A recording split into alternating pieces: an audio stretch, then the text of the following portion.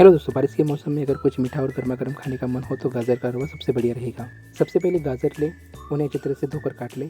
साथ ही में dry fruit भी तैयार कर ले। अब कढ़ाई में देसी घी गर्म करें और ड्राई फ्रूट को हल्का सा भून ले। फिर उसी में गाजर डालकर कुछ मिनट तक भुनें। इसके बाद दूध डालकर और उसी गाजर को अच्छी तरह पकने दें। जब दूध लगभग सूख जाए तब स्वाद अनुसार चीनी डालें और लगातार चलाते हुए पकाएं।